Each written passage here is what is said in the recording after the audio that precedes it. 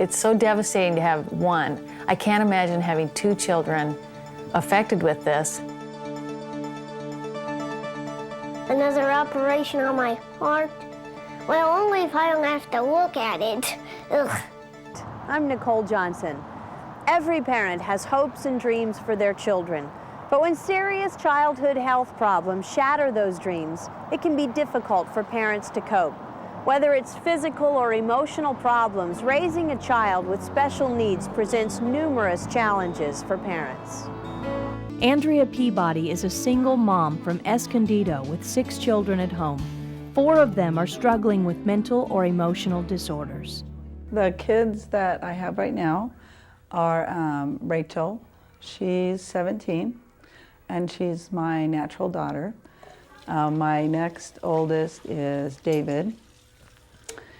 He's just turned 15, and I have had him since he was the age of 4.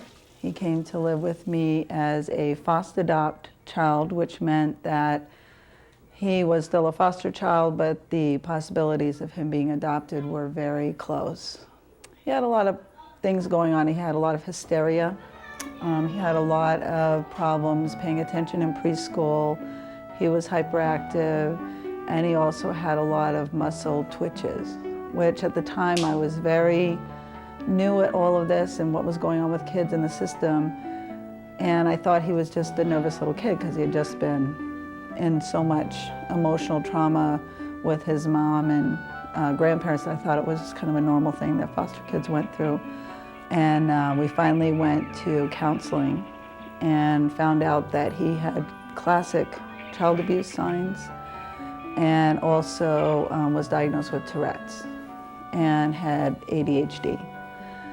And I had no idea what any of that was or meant. As a teenager, he's had a lot to go through and continues to struggle with new diagnosis of possible paranoid schizophrenia. So we're waiting to see if that's going to manifest itself. So there's a lot of stuff still happening with him. My next oldest is James. He's 11. I got him when he was 3. He also came to me with just some unusual behaviors. He had lived in a home where he actually related a lot with animals, so he would lick the patio door to go out. He didn't quite know how to act around people very well, and he was very explosive and angry even at the age of 3 and did a lot of cussing. And I thought, you know, what's going on with this one? He had times where he was like very, very happy, and then other times where he was very, very sad. If he does not have medication, you wouldn't be able to do anything with him. He cannot learn without medication. He cannot learn without special help at school. I went from foster adopt to doing just plain foster care, and had kids come and sent kids home, and then had Rosa and Stephanie come and stay with me. They have a lot of emotional trauma in their background too. Rosa's lived in residential. We've had to deal with that, with her just recently coming back. She has times where you tell her to do something and it's always an excuse as to why she cannot. It's not just a simple okay. It's never just a simple okay. It's always why she can't. It's always why there's a problem, why she shouldn't. And it's almost like a bargain. You know, you have to bargain for everything that you want. I didn't buy! Stephanie I've had since she was just a baby. And a lot of her problems come from fetal alcohol. She's also been recently diagnosed with pervasive developmental disorder. And we're dealing with that a lot at school. Her social skills are pretty poor. And then I've had little Danny a couple of years. And he actually has no mental health concerns at all. He's just a normal little developing 3-year-old there, and actually kind of makes a nice balance with everybody else. A lion! What does lion say? Good job. The kids that I have that don't have mental health problems, they do have bad days, but you know, they're just not as intense. You know, they might whine a little bit, or get angry because they didn't get the grade they wanted. And you almost can feel the difference. You can handle that. The kids with the mental health issues, it's very intense. It's not just a whine and it's not just an argument. It's an explosion. And you just sit there and go, what happened? And you try to calm them saying, it's okay. You'll do better tomorrow, or let's talk this out on how we're going to resolve this. But the resolution is even very troublesome for them. It takes a lot longer to resolve things. As a family, we sort of make that a promise to each other that even though this person may be disruptive at this time, we need to remember that you were once disruptive yourself, or you might not be disruptive today, but you were yesterday. And in some way, I think that brings everyone together closer. If they were the only child in the family that had that kind of disruptive personality, or knew they had this diagnosis or that, I think it might hurt them and stand out more, and they would not learn to cope with what they need to cope with in the world. Because I feel like if they can manage and be comfortable with what they have, then I feel like I've done something to help them get there. But when the child has a potentially fatal health problem, sometimes the pressure and fear can seem overwhelming.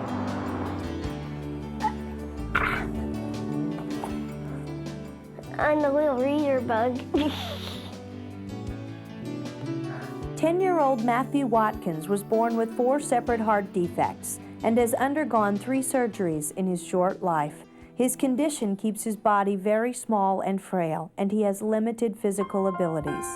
When Matthew was born, he was very tiny. He was 2.5 pounds. He was blue. He was very sick, and he went back and forth to different hospitals where they assessed him, and they had to do emergency heart surgery at 3 weeks old. So I'd go down there and sit by his little isolette and watch the oxygen monitors go up and down. And it was hard until he had another heart surgery, maybe about 2.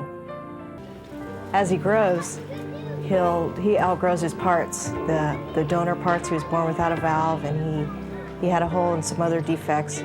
They put in a conduit, which is like a tubing. Okay, drink your milk. Since his birth, Matthew's mother, Mary Ellen, has worried about what kind of life her son will have and whether he will even make it to adulthood.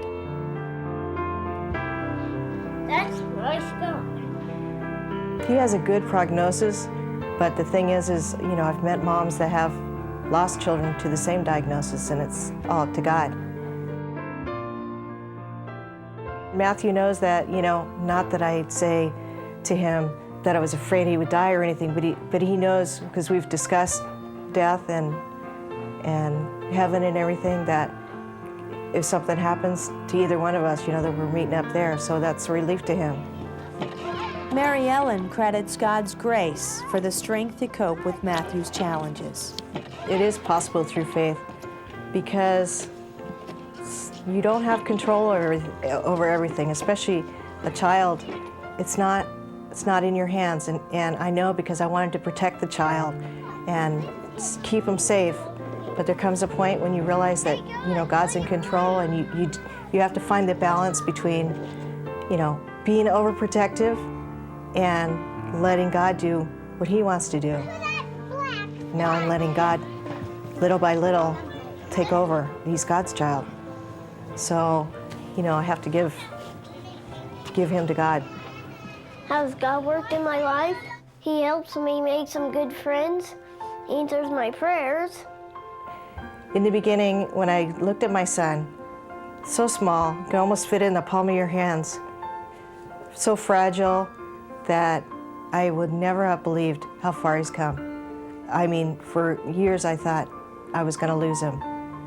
And now that I am stronger in my faith, I know that God has a plan for him, and He has got work for Matthew to do, or he wouldn't be here. Norm and Dawn Booth have 3 children, 7-year-old Carly, 5-year-old Eric, and 3-year-old Adam. Eric is affected by severe autism, while his brother Adam has mild autism. Because of its subtle symptoms in infancy, Norm and Dawn had no idea that Eric was affected early on. Well, we thought that he was normal. I thought he was fine. He was just more of a quiet personality. Our daughter's super outgoing, so I thought, okay, he's just more like my dad, who's more quieter. And then your mom said that the school district would offer, or they had services to help kids talk more. So we just thought language delay. And then the school district came over and evaluated him. Within 10 minutes, they were saying, well, why don't you think he's autistic? And I said, well, because he's not, super hyperactive, he's not, bouncing off the walls, he's not banging his head, that kind of thing, these are all. And they said, no, that doesn't necessarily mean that he's, not autistic. So within 10 minutes, they were basically telling me, your child's autistic. And I was, outraged. I didn't want to hear that. So basically from then, we started really investigating on the internet. And then within 20 minutes of reading on the internet about autism, we looked at each other with tears in our eyes and said, he's autistic. Some of the signs that we saw on these checklists that were on the internet were the self-stimulatory behaviors. Eric had a habit of walking around when he wasn't doing anything. He'd just turn in circles and look up. And he used to do this a lot. He had an odd sideways eye gaze that he'd bring objects in and out of his peripheral vision. And we thought these were just quirks or his personality. But then we read verbatim on some of these checklists that those were indicators of autism. Let go, okay, hold on. You want a soup? Then he didn't listen to any commands. Yeah, we thought he was deaf. We thought that there was a hearing problem, but yet when I would be pushing him in the stroller and unwrapping some candy, quietly trying to sneak a piece of candy myself or something, then he'd immediately, turn around. So we knew, little noises like that, boy, he knew it right away. Or the creak on the cupboard that is the snack cupboard. A little creak and then boom, he'd be out in the kitchen. So we thought, well, this is not right, because we call his name, he wouldn't look at us. Rarely did he ever say mommy or daddy. Maybe, counted on 3 fingers when he said mommy or daddy. And then at age 2.5, his language got less and less, and he started losing his language down to where he was completely nonverbal. Here, Eric. Tag, you're it. 50% of autistic children never are able to speak. 2% of them are able to go off and live a normal life. And so we were devastated after reading those kind of statistics. And they said, if he can learn to cross the street by himself, if he can learn to go into a store and pay for something with money, that's see that as a huge accomplishment. We read on the internet that the greatest success had been achieved through the discrete child program, which was it's a drastic type program. Who has the ball? I have Yay, Eric! Who has the ball? I have the ball. Now try again. Who has the ball? All right, give me 5. Eric's disease is being treated by intensive therapy for up to 55 hours a week. We started an intensive in-home program. It's one-on-one learning where you match them up with one other person, and they really try to get in the face of the child and have them attend first, focus, and then you teach them just small little bits of information. Look, Eric, do this. The first thing they tried to do with him was get him to imitate and put a block into a bucket. And for him to even do that was difficult, and now that's completely trivial for him. Good job. All right, Eric. So we do various drills with him to have him generalize into a natural setting eventually. So we'll ask him, some of the things we do is, for example, getting him to learn his phone number and conversation questions. And now we're working on having him reciprocate the conversation questions. What is your name? My name is Lisa. Lisa. And now he's gone on to, we do the play therapy with him also, along with the discrete child, and then we also take him, he goes to a regular preschool now, so that's also another part of his therapy now. Are you ready? Okay. It's difficult to have a real relationship with the child because they just basically want to be in their own little world. And the purpose of the therapy is to help them come out of their own world and to be more engaged in the world with their family and their kids at school, the kids on the playground. You know, that's the whole purpose of the therapy. Super duper push. Higher. Norm and Dawn were devastated when they learned that their second son, Adam, was also affected by autism, although less severely than his brother Eric. So yes, we found out that he also is autistic, and so that was especially difficult. And so what we did is, just like with Eric, you know, we already had the system in place. It's the same therapists that work with Eric, work with our son Adam now, and got a program for him, although his, since he is so much more high functioning, it's more of a play-based program. Lay down, Lisa. I want to cover you. Oh, you're gonna cover me, okay.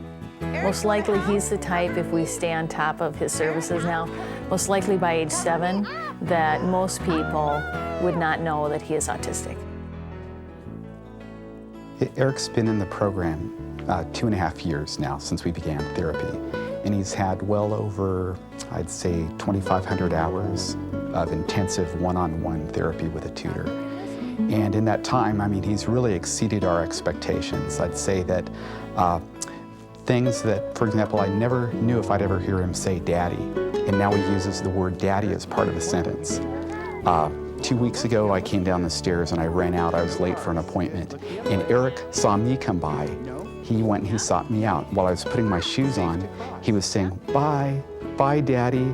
And then he's saying things that I would normally say. He said, I have to leave now. And he ran over and he gave me my first hug. He allows me to hug him, and he'll reciprocate, but he initiated it. He put his arms out around me. You know, he gave me a big old squeeze and held on for about 5 seconds before I went out the door. And that day was made from that point on in my book. You know, it didn't matter what else happened after that. Having the children, you know, in our lives is so valuable to us. I think, you know, you've heard it, the cliche stated, the only thing we have to fear is fear itself.